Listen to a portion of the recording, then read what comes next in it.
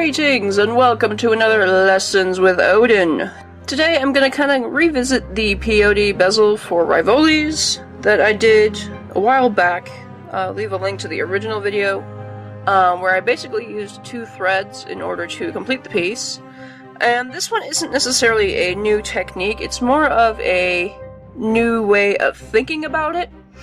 I've kind of basically made it so that you think about it as flat and then turn it into round. So basically how we're going to start off is we're only going to use 1 needle, because as I was working with the double needle version, I ended up juggling through both needles both the times and stabbing myself a lot, and it really was not a fun time. So what I kind of altered and did was I still made it a 2-thread version, so you end up with 2 threads after you've done the bezel, but you're only working with 1 needle at a time. So here's how we're going to start. We're going to take a normal length of thread for what you use with your bezel, and what we're going to do is we're going to take one of either these bead stoppers or put a stop bead in the center of the thread, and then we're going to string on enough delicas for 2 rows of peyote.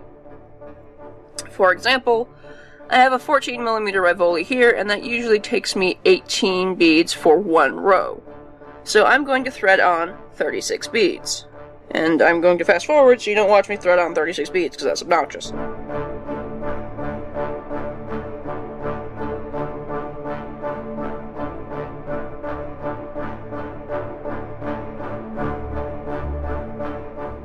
Alright, now that I've got everything strung, I'm going to pull it down. And now you can either thread on a needle on your other side and keep it there, or just switch with your original needle and go back and forth. So this is where I've started, this is the center, and I have my other thread on this strand strung. So all I'm going to do is I'm going to add 1 bead, and I'm going to work it pretty much exactly like flat peyote. So I've got my 1 bead, I'm going to skip the first one and move on to the next bead.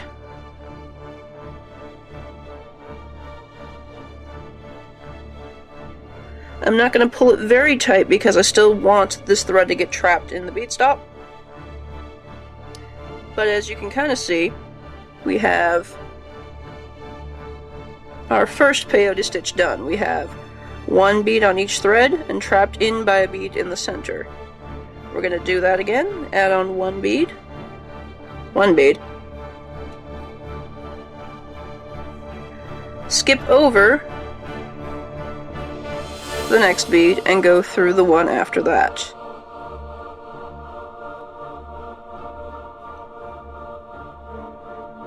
Pull it down. And now we have 2 peyote stitches. It'll take a little bit to kind of push everybody in place. But if you spread the threads apart, you should end up with 2 stitches, and you're just going to keep going down the line, just like that. Add 1 on, skipping my next bead right immediately over, going through the next one after that, pulling it down,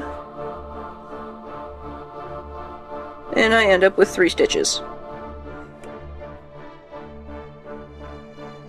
Now keep doing that until you've got all of your beads on your line completely taken up. You should end up going through a single bead, because like in all round peyotes, you want to end up with an even number, so you end up with that piece all by itself. Once you kind of get the hang of it, you can also pull everything down and work that way. So I have my 1 on my needle right now, so I just skip 1 and go through the next one. I found this method to be a lot faster than juggling through both needles at the same time. This way I'm just working with 1 and having loads of fun at it as well. If you're also having trouble keeping the beads onto the loose beads onto your thread, you can also add an additional bead stopper on this half so that nothing is jiggling around too much and everything is really close to your bezel. So another thing that's really great about this technique is that you can easily discover when you've made a mistake, if you haven't added enough stitches, if you've added too many beads. Like you can see, I've added one extra bead next to this bead stopper. I have my 18 rows here, and I just ended up adding an additional one because of that.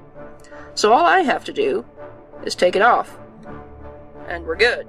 So if it turned out that I needed to add one more stitch, all I would do is add on one bead on each side, and then an additional bead on both threads, that I end up with another stitch like this, with one bead having both threads coming out of it.